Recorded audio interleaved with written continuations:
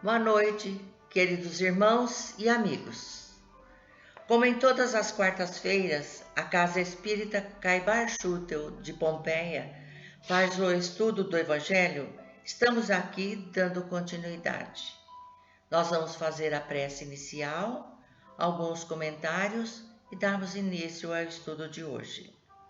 Sempre pedindo a proteção de Deus, nosso Pai, e o amparo de Jesus, agradecendo este trabalhador divino que veio nos apontar as leis indicadas no Evangelho, que pondo em prática nos traz o amor e a harmonia.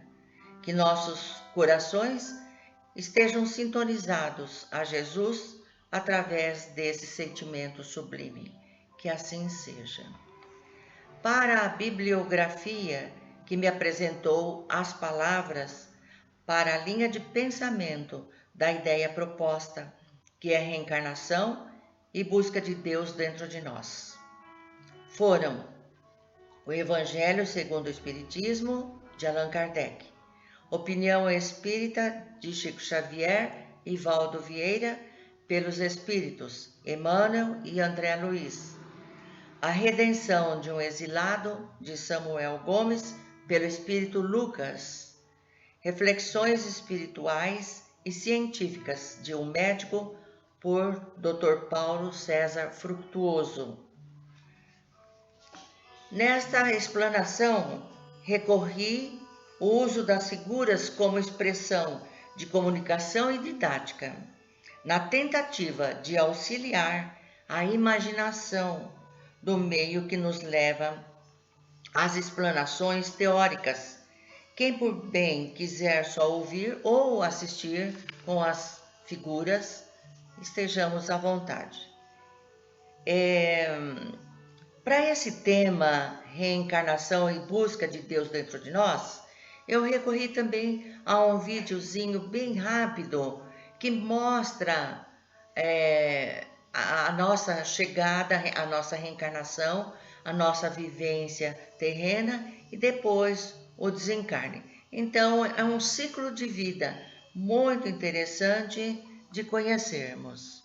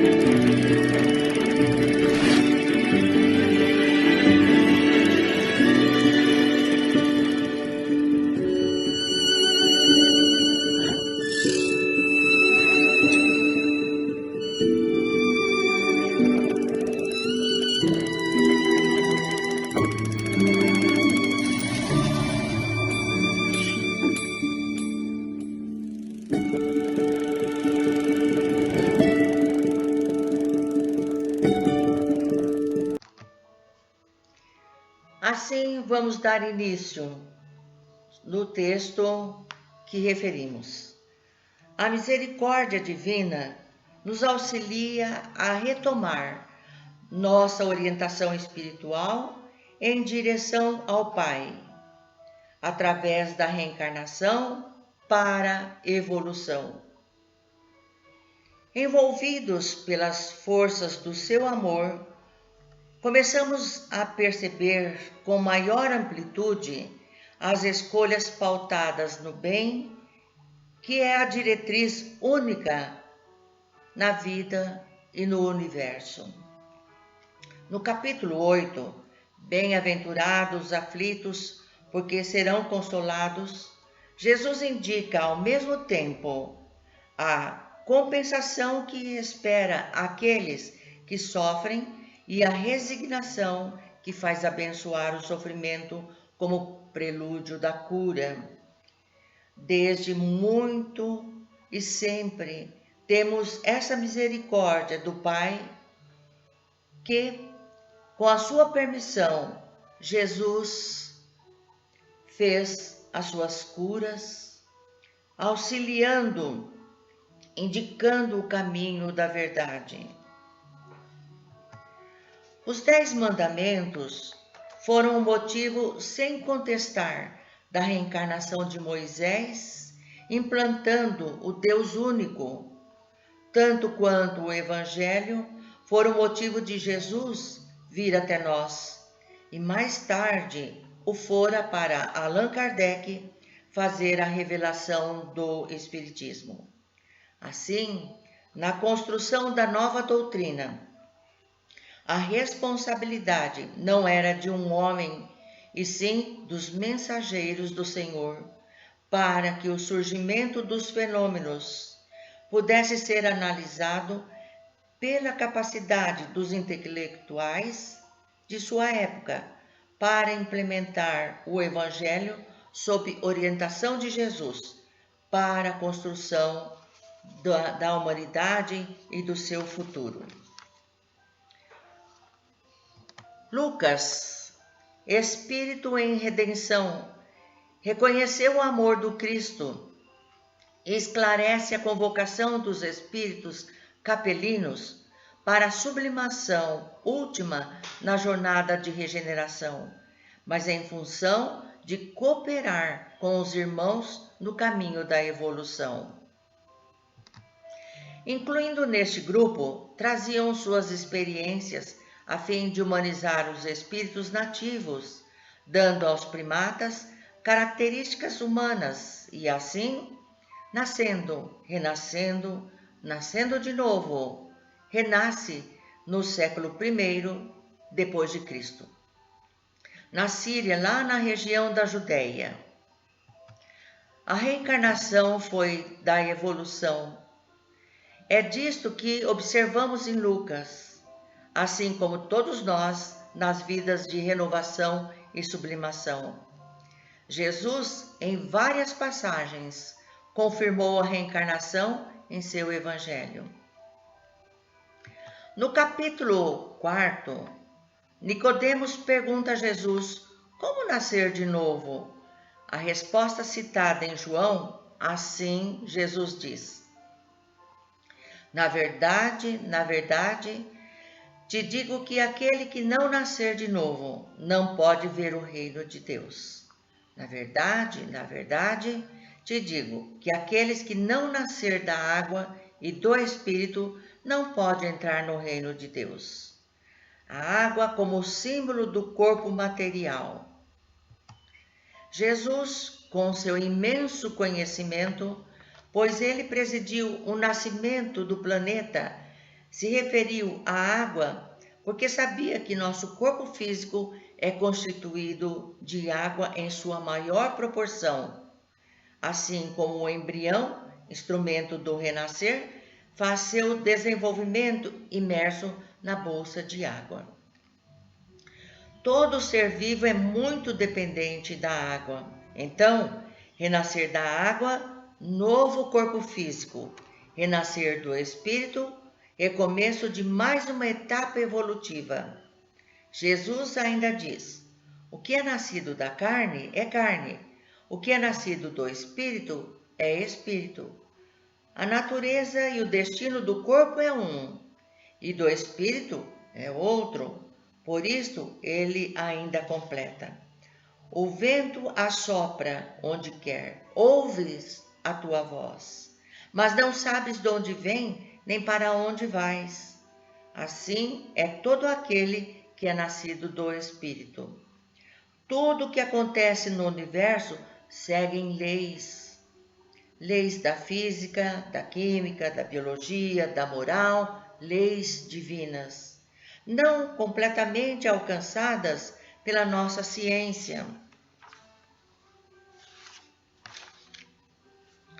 Jesus, como espírito antiguíssimo e com tamanha evolução, foi concedido pelo Criador a responsabilidade de governar o planeta inteiro desde que era poeira cósmica, há 4,5 bilhões de anos. É pouco esse tempo para nós? Não, é inimaginável.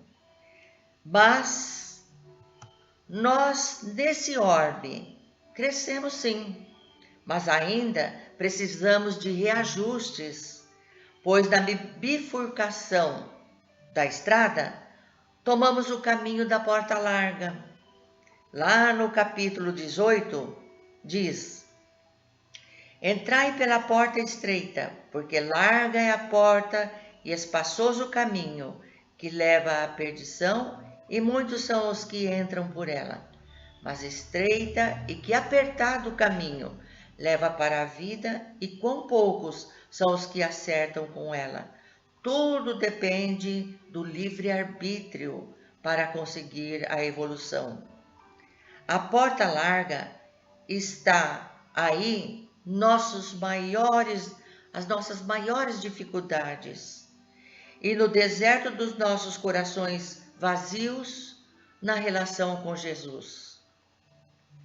Devemos toda nossa admiração aos caminhantes, como os filósofos precursores, a Confúcio, a Buda, Paulo, Pedro, a João, Lucas, São Francisco de Assis, Gandhi, Kardec, Chico Xavier e tantos outros luminares até aos dias de hoje que nos conduzem à jornada de regeneração. O primeiro agradecimento é ao nosso Mestre de amor, trabalhador divino, que suas energias sublimes estejam sempre junto de todos nós, sem nos tirar as responsabilidades próprias. No capítulo 1, Jesus esclarece: Eu não vim destruir a lei, mas dar-lhe cumprimento. O Espiritismo diz igualmente: Eu não vim destruir a lei cristã, mas cumpri-la e explicar. E é, pois, obra do Cristo, que precede como igualmente anunciou a regeneração que opera e prepara o reino de Deus sobre a terra. Luminosa coerência entre o Cristo e o apóstolo que lhe restaurou a palavra. Jesus, o mestre, Kardec, o professor. Jesus refere-se a Deus junto à fé e às obras. Kardec fala de Deus rente às obras e à fé. No capítulo 5 do livro do Evangelho, expressa infinita bondade, abençoa a quem pratica a boa-fé e a caridade. Convém recordar que o apelo divino solicita misericórdia e não sacrifício. Neste ensinamento, a lógica espírita aconselha disciplina edificante e não rigores inúteis, austeridade que rendam educação e progresso, regimes que frutifiquem compreensão e beneficência, cooperação por escola e trabalho, exprimindo aprendizado espontâneo. Quando tenhas uma hora boa disponível, acima do repouso que te restaure, canaliza a atenção para que se atenuem os sofrimentos da retaguarda e enquanto transites na estrada, lança um pensamento de gratidão aos que se feriram e lembra que os lavradores, suarentos, tratou a semente para o pão de cada dia. No lar, o agasalho doméstico. No simples copo de água que atende a todas as funções de trilhões de células corpóreas, facilitando seus trabalhos e assim tantas ações frente a nós, nos amparando. Deste modo aprendemos o dom de servir. Tudo que existe de útil reclama humildade, disciplina, paciência. Lembremos o sol, alimenta o verme.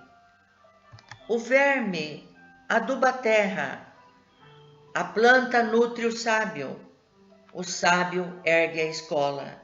Assim, carrei o dom fraternal sempre, cada qual seu nível de distinção. Por mais brilhe o firmamento a estrela, não faz o papel da flor que perfuma. E o oceano imponente não substitui o regato que atravessa o vale que alimenta as verduras. Lembramos notadamente o espírito que, pela morte do corpo, toda criatura deixa a herança do que fez na coletividade em que viveu. Heranças de medidas diferentes, tão valiosas e outras tão materiais. Observamos lá no Livro dos Espíritos, no capítulo 3, uma frase: quanto mais pura for a alma, mais compreenderá a futilidade daquilo que deixou na terra. E no capítulo 6, viva cada um de tal maneira que os dias porvindouros lhe bendiga a passagem. Queira ou não queira, cada criatura reencarnada nasceu entre dois corações que se encontram, por sua vez, ligados a certa família que era a célula da comunidade. A esta existe sempre uma pessoa humana e há uma consciência atuante dentro dela. Até Jesus obedeceu a semelhante dispositivo da vida. A eterna bondade fê-lo nascer sob cânticos angélicos ao brilho de uma estrela e consentiu que se lhe negasse um berço entre os homens.